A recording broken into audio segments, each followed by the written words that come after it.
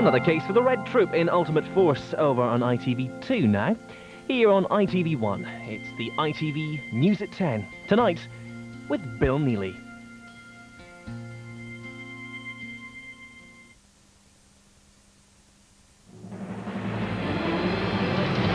Dead, Saddam Hussein's sons killed in US raid. And we have since confirmed that Uday and Qusay Hussein are among the dead.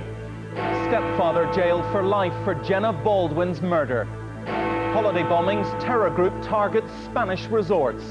And it wasn't me. Blair insists he did not leak David Kelly's name.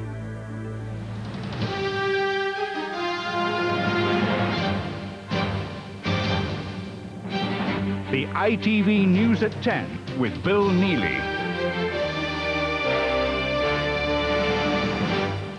Good evening. After Saddam himself, they were the two most wanted and hated men in Iraq. Tonight, his sons Uday and Qusay are dead, killed in a shootout with American troops in a northern Iraqi city.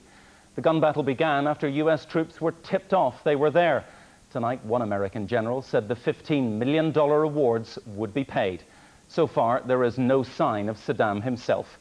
Juliet Bremner is in Baghdad tonight. Juliet. It was the breakthrough that the Americans were desperately needing. An elite team of 200 men were acting on a tip-off. There had been some rumours that Uday and Qusay might be hiding in Mosul. But even that £10 million or $15 million reward didn't seem to have been enough to lead to their capture. That was until today, when they got the information they needed. Baghdad tonight. Bursts of gunfire fill the streets. But this time, the triggers are pulled in celebration, not anger. Most Iraqis are desperately hoping that Uday and Qusay Hussein may have died in this house. 4 men were killed during a fierce gun battle. The villa in the northern city of Mosul was also hammered by rounds from a helicopter gunship in a fight that lasted for more than 4 hours. The American commander of US troops in Iraq stated tonight that he was certain his soldiers had killed Saddam's sons. 4 persons were killed during that operation and were removed from the building, and we have since confirmed that Uday and Qusay Hussein are among the dead. The general said both bodies had been positively, visibly identified. We've used multiple sources to identify the individuals. Further forensic tests must be carried out on the men, but it seems the notorious reign of Saddam's successors has been ended. It'll be a tremendous relief. On 2 other occasions, they thought that they'd tracked them down, only to find the intelligence was wrong and they'd escaped. Although the operation injured 4 US soldiers, removing the number 2 and 3 on America's most wanted list will give a massive boost to troop morale. Of course, most people here are delighted, but there are those that remain cautious and they will need further convincing. General Sanchez says that they'll provide more evidence tomorrow. We're not sure what that will be. Perhaps some of those eyewitnesses who carried out the identification. Juliet Bremner in Baghdad, thank you very much indeed. Well, of the 2 brothers, Qusay was the younger and the more powerful and seen as his father's heir, but Uday was the more feared, the more brutal. Robert Moore looks back on their reign of terror. They were so much more than just sons of a dictator. Qusay and Uday terrorized Iraqis, abusing their positions with almost limitless cruelty and corruption. Uday was the oldest son, a wild playboy with such a sadistic streak that even Saddam no longer trusted him. He ran Iraq's Olympic Committee and national football team, torturing those players he felt had performed badly. Uday is just a regular thug who, in a sane society, would be in prison or in an asylum. Uday narrowly survived an assassination attempt and never fully recovered. Qusay was the quiet one. Groomed as Saddam's successor, he controlled Iraq's brutal security services, and the CIA believes he knew the most about Iraq's secret weapons. In the end, they died together in a hail of American gunfire while their father remains on the run. And tonight, top American officials could not conceal their glee. The only comment I will make about the death of the sons is that it's a great day for the Iraqi people and a great day for the American military, who once again showed their astounding professionalism in this operation. It still leaves, of course, the question for the Americans of where is Saddam? But the death of his two sons will cause no grief in a country where they were responsible for so much fear. Robert Moore, ITV News, Washington. Robert, a success for the US. How badly needed was it for President Bush? Well, Bill, it certainly comes at a crucial time. President Bush was being hammered by his critics on Iraq, and now he can point to a major operational success. I think the only regret in this town is the fact that the two brothers were killed. The CIA would love to have them in an interrogation center. Really, there is that multi-billion-dollar question of where are the weapons of mass destruction that Iraq used to have, and certainly Qusay in particular knew those secrets and perhaps could have told the CIA if he'd been captured alive. And Qusay, of course, was never far from his father. Do they believe they're getting closer to Saddam himself? I think most US officials believe it's only a matter of time before Saddam is betrayed from within. But imagine how bleak is his predicament tonight, Bill. He's out of power, he's on the run, and both of his sons are dead. I suppose the shootout at this house in Mosul does represent the final chapter for the regime. With the younger generation gone, there is now no chance of the family coming back to power. Robert, thank you very much indeed. Now, for 2 months after 15-year-old Jenna Baldwin went missing, her stepfather pretended he knew nothing. He even took part in a televised appeal. But not only had he killed her, he tortured her family further by deceiving them into thinking she was still alive. Tonight, Mike Baldwin is beginning a life sentence for her murder. Geraint Vincent reports from Cardiff Crown Court. Desiree Baldwin spent 2 months after her daughter's death under the impression that she was still alive. In fact, she'd been murdered by her stepfather, Mike Baldwin, and Desiree had been taken in by his breathtakingly callous deception. I have now discovered that this man is not only a liar and deceitful person, but he has shown absolutely no remorse for the terrible act that he has committed. Jenna was a rebellious teenager, and she often argued with her stepfather. During one row, he lost his temper and strangled her. After burying the body in woods near their home, Baldwin set about convincing Jenna's loved ones that she was still alive. He sent text messages purporting to be from Jenna to her mother, and even took part in a televised appeal for her to get in touch. Jenna, if you're listening, just pick up the phone. That's all we want to do is just do you're safe. And that's the main, just at the moment, just pick up the phone. Baldwin was arrested after police found his DNA in the seal of a letter supposedly sent by his dead stepdaughter. He then admitted killing her and showed police what he'd done with Jenna's body.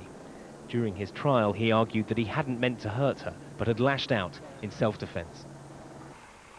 Baldwin begins a life sentence tonight. The judge called him a crafty and clever liar who'd deprived a young girl of a life full of promise. Geraint Vincent, ITV News, Cardiff. It could be the start of a summer bombing campaign of Spanish holiday resorts. 2 bombs were detonated there today, one at a hotel in Benidorm, the other near a hotel in Alicante. A British student there was among the injured. Basque terrorists are being blamed. The explosions could hardly have come at a worse time, at the start of the Costa Blanca's busiest weeks. Harry Smith reports. It was just after midday when the bomb shattered the first floor of this Alicante hotel. A warning had been given and the building evacuated, but many people were still in the normally crowded street, badly shaken but lucky to escape injury. Not so lucky were students from a language school next door to the blast. 7 were injured by flying debris. They included one 20-year-old English woman who is tonight recovering in hospital. The explosion was in the heart of Alicante's tourist centre, and it followed a threat 2 weeks ago by the Basque separatist group ETA to attack Spain's travel industry. The other blast was in the resort of Benidorm, a popular destination for British tourists. Again, the target was a small hotel. Again, there had been a telephone warning, but police said the bomb went off 20 minutes before the time the caller had given. Police still managed to clear the area and shepherd holidaymakers onto the relative safety of the beach. Casualties were light, 6 people treated in hospital but not detained.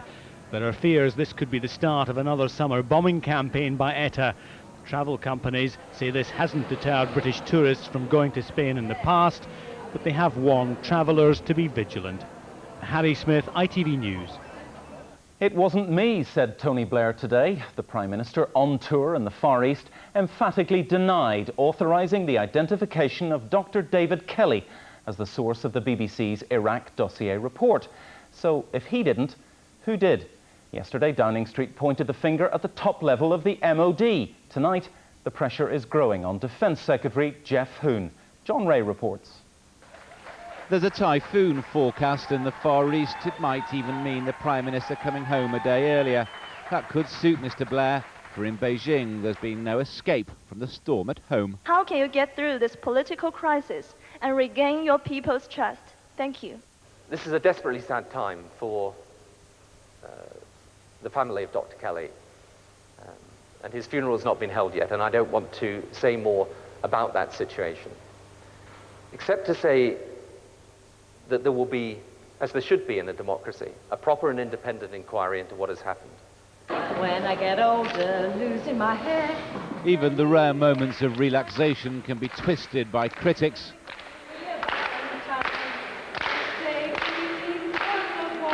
And despite the grin, he knows that all too well. So what can we make of his vehement denial later that he authorised the naming of Dr. Kelly to the media? Well, it leaves his Defence Secretary in a tight spot. It was certainly not leaked by me, and I assure you that we made great efforts to ensure Dr. Kelly's anonymity. But the MOD did give clues to the mole's identity. He was an expert on weapons of mass destruction and wrote the historical accounts of UN inspections for the Iraq dossier. And then Downing Street gave more clues. He was not a member of the security service, nor was he involved in military intelligence. Finally, his salary was not paid for by the MOD. From these clues, it was not difficult for journalists to put the pieces together. Like Mr. Blair, the Defence Secretary will give his side of the story to the inquiry. Until then, the speculation will continue. John Ray, ITV News, Downing Street. There's more to come on News at 10 tonight, including saving Private Lynch. America welcomes home their heroine. It's great to be home. I would like to say thank you to everyone who hoped and prayed for my safe return. Plus, Back from the Deep, a world record that will take your breath away. All that, and we'll be returning to Baghdad in a couple of minutes.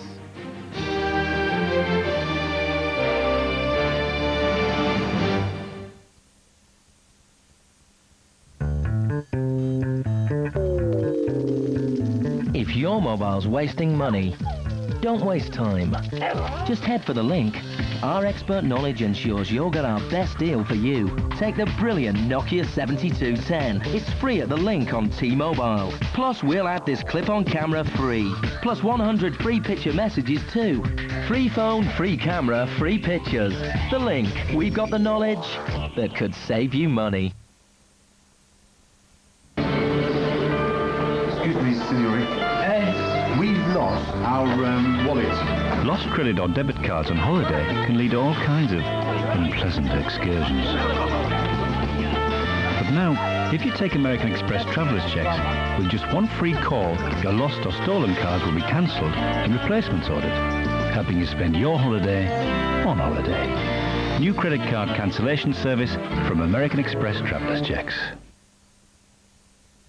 Fruit juice, cola, coffee stains, a challenge for any stain remover. Tackle stains like these with new Vanish Oxy Action. Active oxygen bubbles are released and power their way through the fibres. Even the most difficult stains dissolve, like the fruit juice on this baby's bib. Just one scoop of Vanish Oxy Action in your wash, and look what happens. The juice stain's gone. Mix up your own solution. You control the strength. Watch stains disappear before your very eyes. You can use it on lots of different fabrics, even upholstery, and in lots of different ways. You can even use it to soak. Just one scoop in every wash, boost the power of your detergent. New Vanish Oxy Action.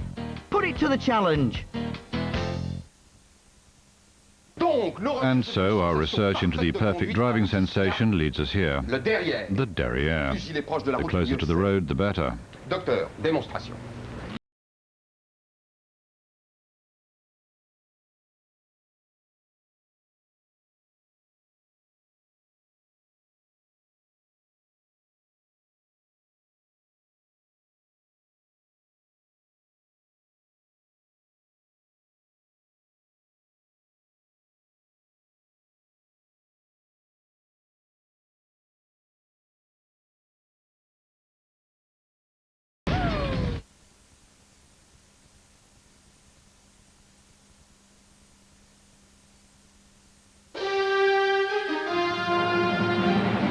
Welcome back. Flags flew and her townsfolk cheered as Private Jessica Lynch, local and national heroine, returned home today.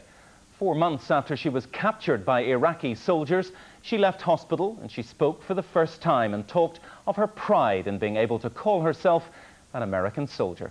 John Draper reports. Jessica Lynch came home in a wheelchair following months of hospital treatment. And if others were cynical about the official version of her story, there was none of that in her home state of West Virginia, with her family present and the state governor setting the scene for a hero's return. She returns a renowned international figure and the symbol of the quiet courage and commitment of all of our armed forces. She began by thanking those who'd followed her story. It's great to be home. I would like to say thank you to everyone who hoped and prayed for my safe return. For a long time, I had no idea so many people knew I'd been missing. So I read thousands of letters, many of them from children, who offer messages of hope and faith. Those who expected more detail on her Iraq experiences and the myths about them were to be disappointed. Jessica fought fiercely before she was captured. In fact, she neither shot her way out of an Iraqi ambush, nor was she shot herself. She had road accident injuries and received a blood transfusion from Iraqi medical staff, something she acknowledged today. I'm also grateful to several Iraqi citizens who helped save my life while I was in their hospital. And then a unit of our Special Forces soldiers did save my life. I'm proud to be a soldier in the Army. I'm proud to have served with the 507th. I'm happy that some of the soldiers I served with made it home alive, and it hurts that some of my company didn't. Her story may have been hyped up during the war, but in her hometown she'll always be a hero. John Draper, ITV News. Now, Tanya Streeter is walking on water. Well, almost, after breaking the world free diving record. She descended 122 meters under the sea. She held her breath for 3 times longer than the report you're about to see. Catherine Jacob reports on Dive, Dive, Dive. It's a sport that pushes the human body way beyond its natural limits, but Tanya Streeter has never been deterred by the dangers of free diving. She's now the first person ever to break the record in all 4 categories for her latest feat, holding her breath underwater for nearly 4 minutes. As she's pulled deep into the ocean by a specially built weight, the strain on her body is immense. At 60 meters down, her lungs begin to shrink. Her specially designed nose clip helps to equalize the air pressure, stopping her eardrums from bursting. At 80 meters down, Tanya's heartbeat begins to slow. She's now in constant pain. And by the time she's reached 122 meters, her lungs have shrunk to the size of 2 small oranges. Tanya's heart now beats only once every 4 seconds, 4 times slower than normal. Of course, after all that, she still has to swim unaided to the surface. It's very empowering to come along and succeed at something that you really didn't think that you can do. And I can say that about this particular world record. Re-emerging, Tanya was greeted by her husband, Paul. His wife's recipe for success: determination, preparation and concentration. Catherine Jacob, ITV News. Well, back now to our top story, the news that Saddam Hussein's 2 sons have been killed, and to our correspondent in Baghdad, Juliet Bremner. Juliet, we saw the celebrations in your report. What's the mood on the streets now? Well, Baghdad is a city that seems to be believing that they are at last rid of 2 of their worst tormentors.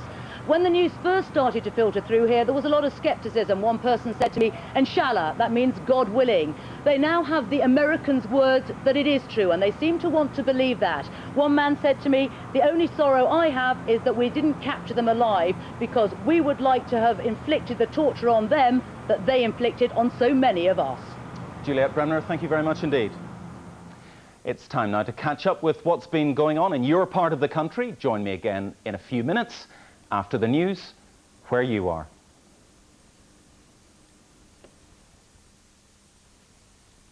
Good evening.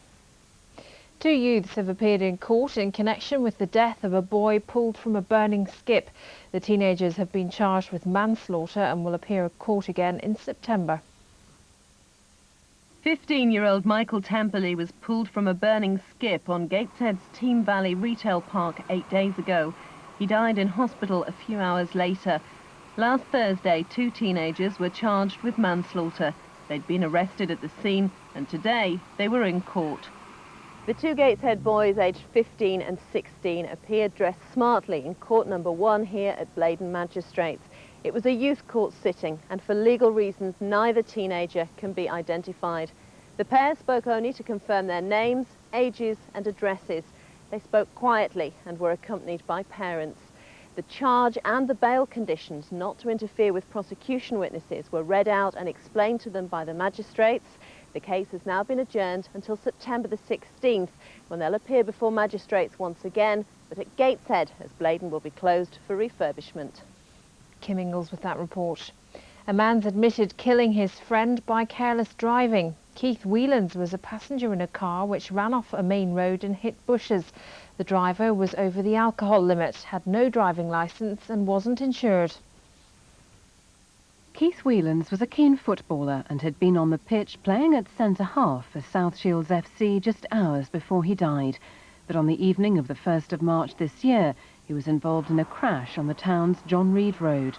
The car he was a passenger in ran off the carriageway and into bushes, a couple of minutes' drive from his home. Keith's family says he was on the way to the pub to meet some friends. The driver of the car Keith was travelling in was 24-year-old Daniel Ray, who today pleaded guilty to causing death by careless driving. As well as being over the alcohol limit, he had no driving licence or insurance. Keith was part of a close family, and his relatives are struggling to cope with his death. The 22-year-old left a daughter, Megan, who's nearly 3. Daniel Ray is due to be sentenced next month. Cleveland's top police officer, the chief constable, found himself back in the front line when he stepped in to tackle a gang of men having a violent argument. He said, "They put up a bit of a fight, but I don't want to make too much of it." Chief Constable Sean Price posing on the bonnet of his car after apparently deciding to take a more hands-on role in fighting crime. It's understood he was travelling back from a meeting to discuss crime-fighting tactics with the Mayor of Loftus when the trouble flared. A group of men were allegedly involved in a violent row on the outskirts of Broughton Village. Spotting the trouble, Mr. Price and a younger sergeant who was with him moved in to try and restore order. After calling for backup, Chief Superintendent Adrian Roberts, in charge of the Langbath Police Division, arrived on the scene to help, along with 2 other officers. The Chief Constable, it's claimed, missed an engagement in York as he booked his suspects in at Redcar Police Station, where they were held on suspicion of possessing drugs, affray and resisting arrest. They were later released on police bail. Mr. Price only started his job as Cleveland's new Chief Constable in February this year. Talking about what happened, he said simply, "As a police officer, you can't ignore what's happening in the streets." The Mayor of Middlesbrough, Ray Mallon, is said to have been offended by racy poems sent to him by a councillor, but she says it's all been a silly mistake. There was little doubting Ray Mallon's popularity when he swept to power in May 2002, winning the battle to become Middlesbrough's first elected mayor by a landslide. But now it's emerged someone in the council chamber has been sending the charismatic ex-cop racy writings. The work includes a reference to velvet lips, and one extract bears the line, "His virile body pressed just close enough to rouse my sleeping passion."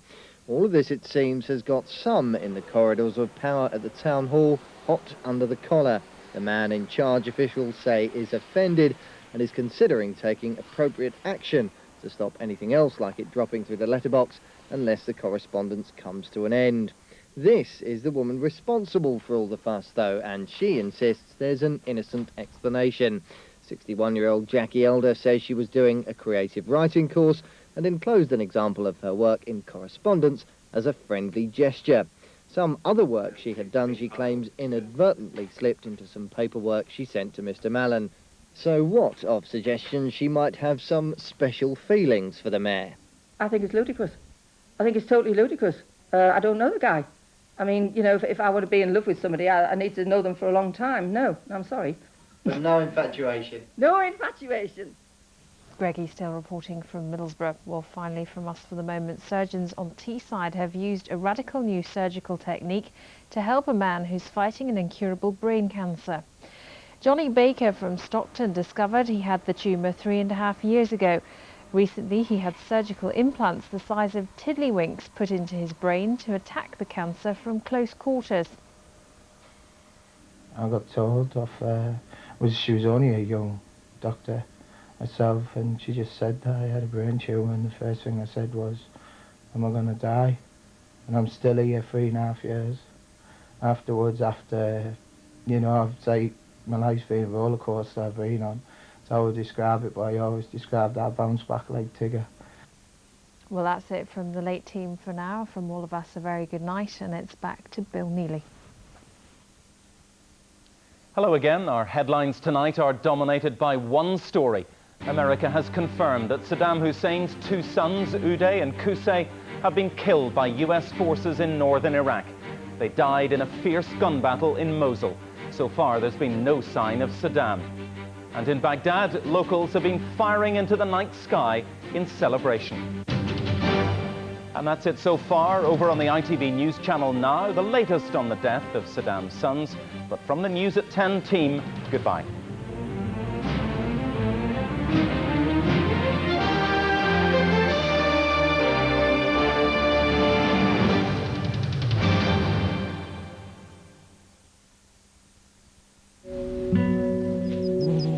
ITV National Weather, sponsored by PowerGen.